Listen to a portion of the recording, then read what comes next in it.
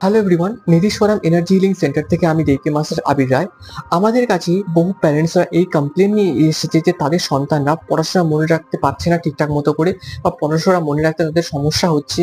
Focusing পাওয়ার, confidence level, intelligence পাওয়ার তাদের মধ্যে lack করছে, এবং ফিজিক্যাল মেন্টাল এনার্জি তাদের মধ্যে কিন্তু ল্যাক করছে।